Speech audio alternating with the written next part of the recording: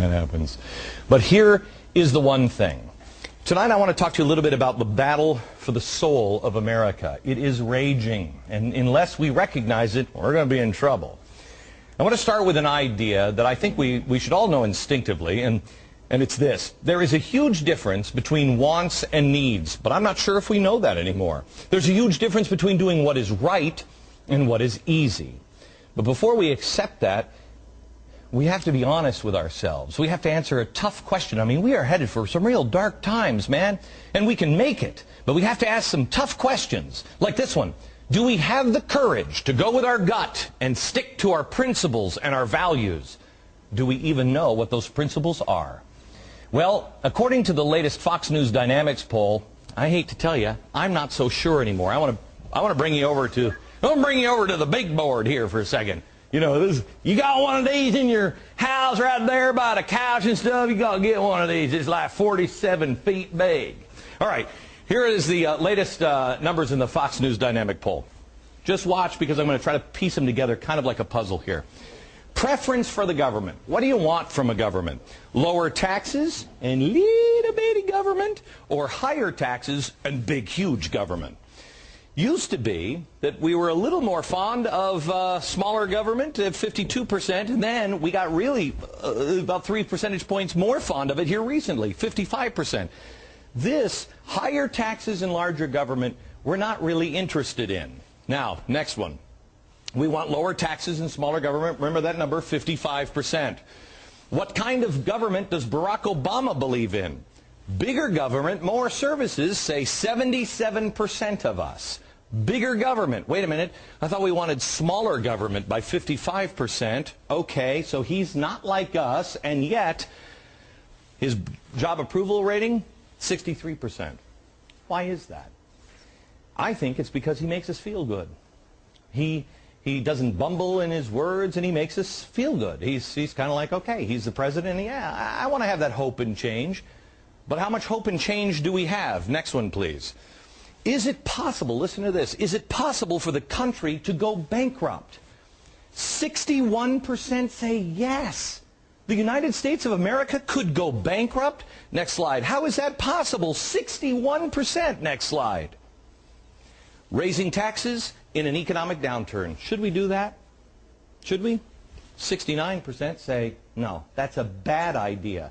But here's where we start going all psycho and schizophrenic. Watch this next slide.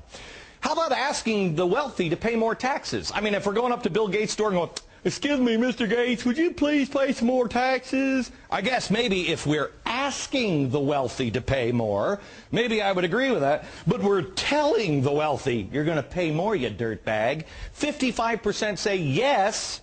Wait a minute, but we say raising taxes is a bad idea, and the country could go bankrupt, and yet we're spending more money. Here's the secret.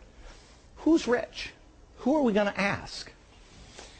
You're rich if your annual income, $500,000 and above, 25%. You're rich if you make over $251,000 to 20%. You're rich if you make over $151,000 to 13%. You're rich in this country if you make over $76,000 to almost 20%.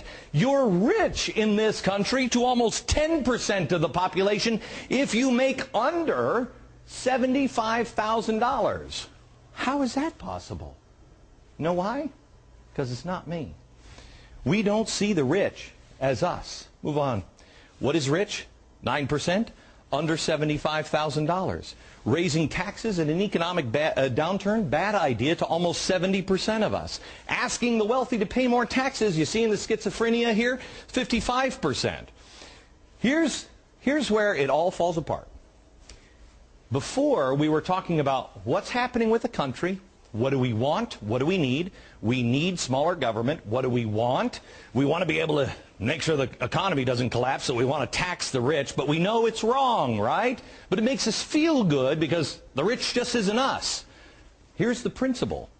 Do you agree with the old adage, you cannot make the poor rich by making the rich poor? This is for every Marxist watching. Do you believe that?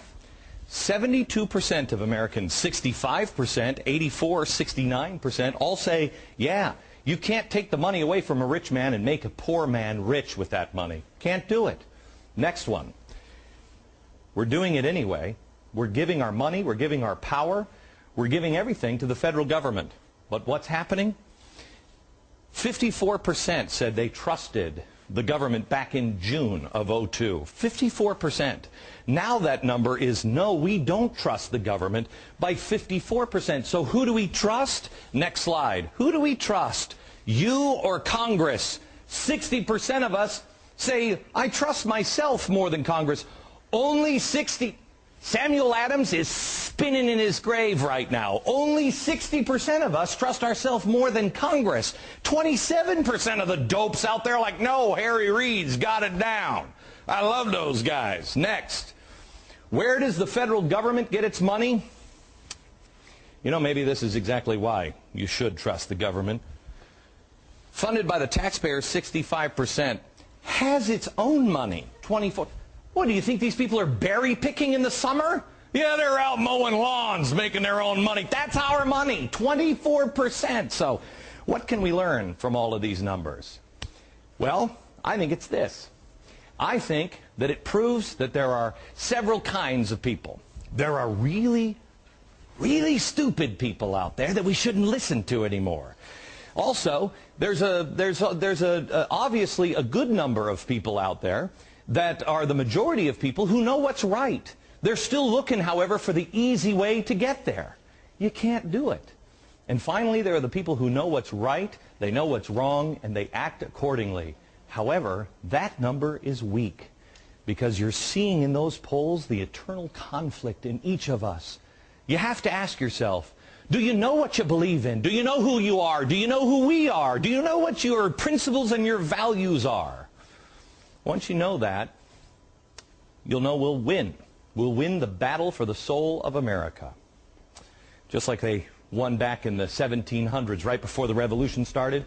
Right before the Revolution started, the founders were starting to second-guess the Declaration of Independence. Ben Franklin and Thomas Jefferson, they went out and they took a pulse of the people. And Ben Franklin, he talked to regular schmoes, he went to the taverns. Jefferson spoke to the rich and the powerful, but they got the same message back. People believed in the common sense concept of freedom, that they knew best more than the government.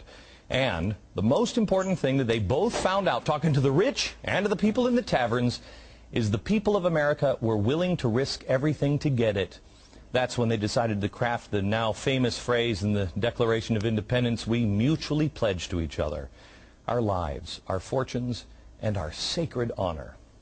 Once we start to live by those words again, we'll be able to win this battle.